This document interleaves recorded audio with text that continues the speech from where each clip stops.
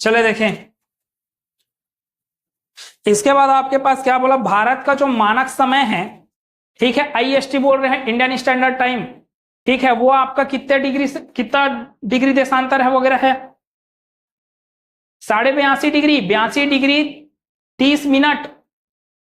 कौन सा देशांतर? पश्चिमी देशांतर, पूर्वी देशांतर। तो ये पूर्वी देशांतर है, इधर से आएगा 82.5 डिग्री, ठीक है, जो कि उत्तर प्रदेश के मिर्जापुर या नैनी नामक स्थान से होके गुजरता है। और कितने राज्यों से गुजरता है? तो उत्तर प्रदेश, झारखंड शामिल नहीं है, उत्तर प्रदेश, मध्य प्रदेश, छत्तीसगढ़, उड़ीसा, आंध्र प्रदेश, ठीक है, ऐसे सीधा सीधा निकलेगा 82.5 डिग्री पूर्वी देशांतर रेखा, जो कि भारत का मानक समय रेखा है। और उसी के बाद अगर देखोगे तो 23.5 डिग्री रेखा जो कर्क रेखा है वो भारत से होके जाता है। ये दिख रहा है, ये मैं डॉट डॉट करके बनाया था, वही था वो। कौन कौन से? Gujarat, GRM CJW TM, GRM CJW TM, GRM CJW TM, या और कुछ भी आप ट्रिक से याद करना चाहें तो कर सकते हैं। 8 ठोक राज्य, ये भी आया, कल दिखाया ना प्रश्न इसको, ये आपके एग्जाम में आया हुआ है अभी। गुजरात, राजस्थान, मध्य प्रदेश, छत्तीसगढ़, झारखंड, वेस्ट बंगाल, फिर त्रिपुरा और मिजोरम। कुछ भी प्रश्न पूछ सकता है। पूर्वी भारत के ऐसे कौन से बहने हैं जिनसे होकर क्या गुजर रहा है? कर्क रेखा। तो कौन कौन से हैं? त्रिपुरा और मिजोरम, ठीक है। अच्छा, एक तो और नहीं बताया था उस समय जब पढ़ा रहा था, तो सबसे ज्यादा लंबाई किसका है, मतलब कौन से राज्य में है कर्क रेखा का? किसमें दिख रहा है? मध्य प्रदेश में दिख रहा है, यहां से यहां तक है पूरा। तो सबसे ज्यादा लंबा कर्क रेखा का लंबाई भारत के जिस राज्य में है वह राज्य मध्य प्रदेश, ठीक है। सबसे कम लंबाई देख रहे हो, छुटकू सा मिलेगा ये, राजस्थान। सबसे अधिक मध्य प्रदेश, सबसे कम राजस्थान। फिर उसके बाद चले बताते हैं, ऐसा कौन सा राज्य है, ऐसे कौन कौन से राज्य हैं जिससे होके कर्क रेखा भी गुजर रहा है और 82.5 डिग्री पूर्वी देशांतर भी रेखा गुजर रहा है? कौन कौन से नहीं, सिर्फ कौन सा? छत्तीसगढ़। तो भारत में छत्तीसगढ़ राज्य ऐसा है जिस राज्य में 82.5 डिग्री पूर्वी देशांतर रेखा और 23.5 डिग्री कर्क रेखा एक दूसरे को इंटरसेक्ट करते हैं, प्रतिच्छेद करते हैं। समझ में आया क्या? फिर इसके बाद आगे देखेंगे, क्षेत्रफल के अनुसार विश्व में क्रम वगैरह आपको पता है। भारत कौन से क्रम पर है? 7वें क्रम पर है, विश्व में 7वें क्रम पर। और जनसंख्या में पहले क्रम पर। जनसंख्या में क्या है? पहले क्रम पर। ऐसी आंसर नहीं देना है बिल्कुल, ठीक है, क्योंकि अभी 2011 का जनगणना ही सत्य माना जाएगा, जिसके अनुसार चाइना सबसे ज्यादा पॉपुलेशन वाला देश है। भले आपके पास इंडिया बन चुका होगा, अभी बन गया है, ठीक है, लेकिन जब तक आपका जनगणना का डाटा नहीं आएगा तब तक नहीं मानेंगे, ठीक है। और एक तो प्रश्न आया, और हाँ, विश्व जनसंख्या दिवस कब मनाया जाता है?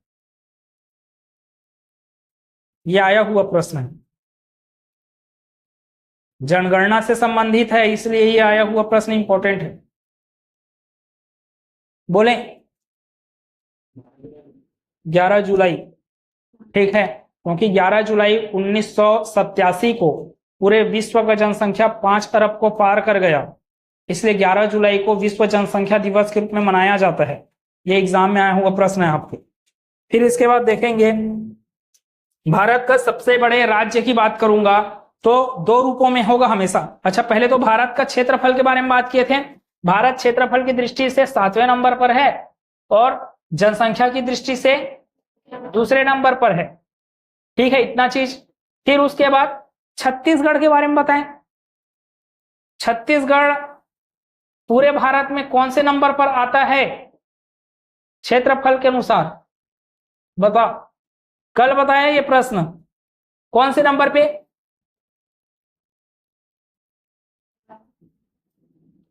सोलह जनसंख्या के हिसाब से है।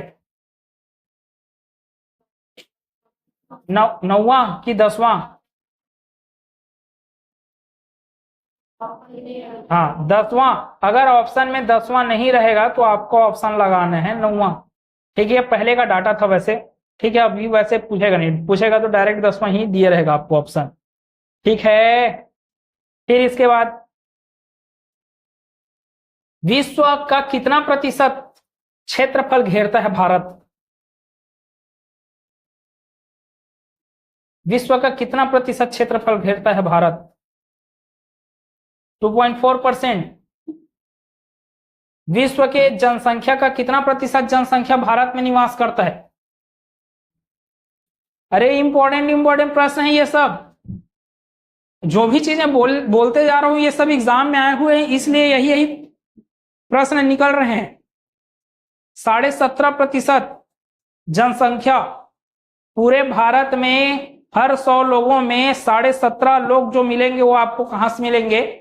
भारत के मिलेंगे। 17.5 मतलब 17 जन और 1 जन के आधा मुड़ी घुमत के बराबर। समझ में आया क्या? मतलब लगभग 18 लोग आपको कहां के मिलेंगे? भारत के मिलेंगे। समझे? हर 100 लोगों में। फिर देखें आपके पास क्या क्या चीजें हैं। भारत की जल सीमा से लगे देश की बात करेगा तो वो भी 7 हैं, लेकिन आपके पास एक्चुअल में बोला जाएगा ना तो ये मालदीव है और श्रीलंका है। ठीक है, बाकी आपके दूर के क्षेत्र के हैं, इसलिए अगर ऑप्शन में नहीं रहा तब की बात है, लेकिन फिर भी क्या बोलना है अभी? 7 देश थल सीमा बनाते हैं, 7 देश जल सीमा बनाते हैं। आगे देखेंगे, भारत का जो सबसे लंबा तट रेखा की लंबाई बोले, मोस्ट इंपॉर्टेंट प्रश्न। भारत में सबसे ज्यादा तट रेखा की लंबाई वाला राज्य कौन सा है? गुजरात। गुजरात के बाद आंध्र प्रदेश। कहां का? महाराष्ट्र। गुजरात के बाद आंध्र प्रदेश, फिर उसके बाद तमिलनाडु। देखो दिमाग खेलने का तरीका क्या है, जलीय सीमा बनाएगा तो ऐसे कूदना है करके, गुजरात आंध्र प्रदेश तमिलनाडु, गुजरात आंध्र प्रदेश तमिलनाडु, ऐसे। ठीक है, ये जलीय सीमा बनाने वाला राज्यों का क्रम है, ये क्रम भी पूछा जाता है तो याद रखना। सबसे कम ये दिख रहा है छुटुकू सा गोवा। ठीक है, क्षेत्रफल के अनुसार भारत का सबसे बड़ा राज्य, फिर राजस्थान के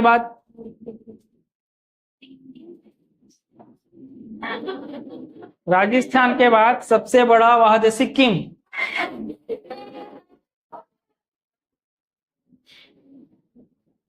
राजस्थान के बाद मध्य प्रदेश। ठीक है, सबसे छोटा बोला जाएगा तो आपके पास क्या है? सिक्किम है। अच्छा, राजस्थान, मध्य प्रदेश, फिर महाराष्ट्र, फिर आपके पास उत्तर प्रदेश, ये सीक्वेंस से राजस्थान पहला। ठीक है, सबसे पहला राजस्थान, फिर क्या बोले? मध्य प्रदेश, फिर क्या बोले? महाराष्ट्र, फिर क्या बोले? अब देख रहे हो आपका दिमाग खेलने का तरीका, धागा बांध रहे हो कहां से? यहां से स्टार्ट किए फिर इधर कूदे। ठीक है, मतलब कि आप क्या बना रहे? स्वेटर बुन रहे हो, इधर से इसे तान फिर इसे तान फिर इसे। समझ आ रहा है? जबकि इन्हें जल सीमा वाले में देख रहे हैं क्या हो रहा है? जल सीमा वाले में गुजरात यहां कॉर्नर का, फिर उधर आंध्र प्रदेश, फिर आपका तमिलनाडु। समझे? आगे बोले, भारत के भू आवेष्टित राज्य, मोस्ट इंपॉर्टेंट चीजें। भू आवेष्टित राज्य किसको बोला है? सुनो, पूरी जगती जारी से रखो, इधर मिलेगा पूरी ओडिशा में। ठीक है, इधर ही चल दे सीधा सीधा। चले देखें, हरियाणा भू आवेष्टित राज्य, तो आपको यह पता रहना चाहिए भू आवेष्टित राज्य का मतलब क्या होता है। भारत के ऐसे ऐसे राज्य जो अन्य देश की सीमा से न जुड़ा हो और अन्य मतलब कोई भी समुद्री सीमा से ना जुड़ा हो, मतलब ऐसे ऐसे राज्य जो कि ना तो जल सीमा बनाए और ना थल सीमा बनाए। समझ आया? अब आप बोलोगे सर छत्तीसगढ़ तो ये थल सीमा बना रहा है मध्य प्रदेश के साथ। अरे तो मैं सीमा की बात कर रहा हूं तो वो अंतरराष्ट्रीय सीमाओं की बात है। जैसे देखोगे अगर आप लोग छत्तीसगढ़ एक जने, ठीक है, एक जने कौन है? मध्य प्रदेश, एक जने कौन हो गया आपका? हरियाणा, फिर एक जने कौन ले लिए? तेलंगाना और झारखंड। ठीक है, आप देखेंगे, देखो छत्तीसगढ़ समुद्र से जुड़ा है क्या? तेलंगाना समुद्र से जुड़ा है।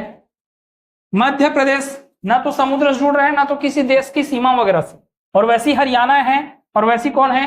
झारखंड।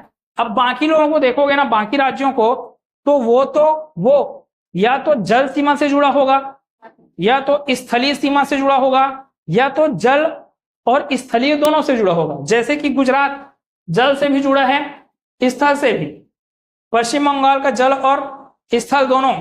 उड़ीसा जल, आंध्र प्रदेश जल। मतलब उड़ीसा से लेके गुजरात तक के जो भी राज्य हैं कॉर्नर कॉर्नर वाले, वो जल सीमा बना रहे हैं। जबकि इधर देखेंगे पंजाब हो, हिमाचल प्रदेश, जम्मू कश्मीर, लद्दाख, ये सब क्या है? थल सीमा बनाने वाले। इसलिए आपके पास भू आवेष्टित राज्यों की संख्या बोला जाएगा तो 5, और वो पांचों को अच्छे से याद रखना है। ठीक है, और ये रीजनिंग के सवालों में भी आएगा। निम्नलिखित में से विषम को चुनिए, निम्नलिखित में से विषम को चुनिए। छत्तीसगढ़, मध्य प्रदेश, तेलंगाना, और उसके बाद आपको दे दिया यूपी। अब देखो आप लोग का दिमाग, भाई बेहतरीन दिमाग, देखो सोचने का तरीका, एक्चुअल में सोचने का तरीका बोल रहे। क्या क्या ऑप्शन दिया था? मध्य प्रदेश, छत्तीसगढ़ और तेलंगाना, और एक ठोक ऑप्शन था यूपी। विषम को चुनिए बोला तो आपने आंसर लगा दिया यूपी। आंसर तो सही है, लेकिन आपके द्वारा दिया गया कारण क्या है? इन लोग ना पासेज पास में है और ये वह दुर्गम है, इसलिए ये अलग है करके। अरे कुछ लॉजिकल कारण लगा ना, भूगोल से संबंधित या उसके जनसंख्या संबंधित या क्षेत्रफल से संबंधित। तो आप देखेंगे कि ये तीनों क्या है? आपके भू आवेष्टित, जबकि ये क्या है? आपका सीमा बनाने वाला है। ठीक है, उत्तर प्रदेश। समझे? इसलिए भिन्न कौन है? उत्तर प्रदेश है। समझे? इसके बाद देखेंगे फिर मोस्ट इंपोर्टेंट चीज, भारत का अन्य देशों की सीमाओं का नाम क्या क्या है? जैसे भारत का पाकिस्तान, भारत और पाकिस्तान के बीच जो सीमा है उसका नाम क्या है? भारत और चीन। मोस्ट इंपोर्टेंट, चीन न आ रहा है लास्ट में, मैकमोहन। ठीक है, तो ऐसी करके याद रख सकते हैं आप लोग, मैकमोहन। या फिर मोहन कहा जाता है, चीन जाता है, ऐसे करके याद रख लें। भारत से कहा जाता है चीन, कौन? मोहन। ऐसे रेडक्लिफ, सर रेडक्लिफ। ठीक है, स्वतंत्रता, भारत को स्वतंत्रता मिला उस समय उन्होंने भारत और पाकिस्तान के बीच सीमा का निर्धारण किया, इसलिए उनके नाम पर भारत और पाकिस्तान के बीच की सीमा को रेडक्लिफ सीमा बोला जाता है। अब सुने, अब एक और लिखाया होगा, भारत और बांग्लादेश। भारत और बांग्लादेश के बीच की भी सीमा को रेडक्लिफ बोला गया होगा। अरे तो भाई बांग्लादेश नहीं था। बांग्लादेश क्या था? पहले क्या था? पूर्वी पाकिस्तान था। ये पाकिस्तान के साथ, ये पूर्वी पाकिस्तान था। ठीक है, 1971 में ये बना बांग्लादेश। तो ये भी पाकिस्तान अपने लिए और ये भी पाकिस्तान अपने लिए, तो ये भी रेडक्लिफ रेखा और ये भी रेडक्लिफ रेखा। ठीक है, आगे देखें और क्या है। उसके बाद भारत और नेपाल के बीच बोला जाएगा तो काली नदी है। भारत और श्रीलंका के बीच बोला जाएगा, मोस्ट इंपोर्टेंट, पाक जलडमरू, या इंग्लिश में उसको पाक स्टेट बोला जाता है। पाक, ये मोस्ट इंपोर्टेंट क्यों बोल रहा हूं मैं इसको? मोस्ट इंपोर्टेंट इसलिए बोल रहा हूं क्योंकि इसमें देखें शब्द क्या लिखा? पाक। अब पाक से आप समझे पाकिस्तान, तो भारत और पाकिस्तान को लगा के आ गए फिर, इसलिए मैं बोल रहा हूं पाक जलडमरू आपका किसके किसके बीच है? भारत और श्रीलंका। और या तो फिर आपको बोलेगा मन्नार की खाड़ी। ठीक है, तो मन्नार की खाड़ी या पाक जलडमरू क्या कर रहा है? आपको भारत को श्रीलंका से अलग कर रहा है या जोड़ रहा है करके बोल, जोड़ेंगे ना। ठीक है, जोड़ रहा है करके, समझ में आया। फिर उसके बाद आपके पास होगा इरावदी नदी, ये म्यांमार, ठीक है, पटकोई की पहाड़ियां तथा इरावदी नदी उनके बीच, ठीक है।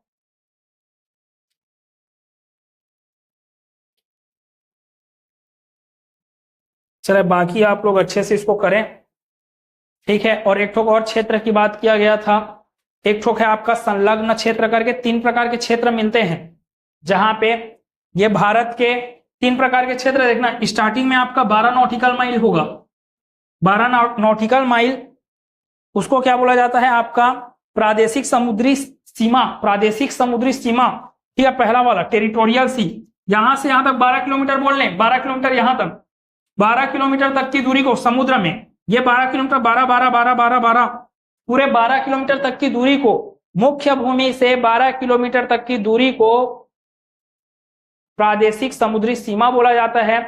मुख्य भूमि से 24 नॉटिकल माइल, एनएम का मतलब नॉटिकल माइल।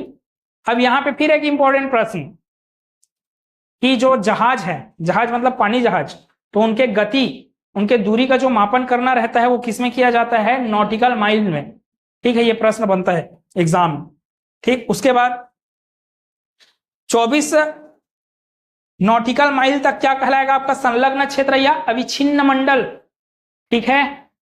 और उसके बाद लिखा है EEZ, अनन्य आर्थिक क्षेत्र लिखा होगा 200 नॉटिकल माइल तक, ठीक है। तो ये सीक्वेंस याद रखना, पहले क्या है आपके पास प्रादेशिक समुद्री सीमा है, फिर उसके बाद संलग्न, फिर उसके बाद EEZ, ठीक है। ये तीनों आपको थोड़े से दिमाग में रखना सीक्वेंस में, ठीक। बाकी सब इसमें से आप लोग को पढ़ना है, अभी बस इतना।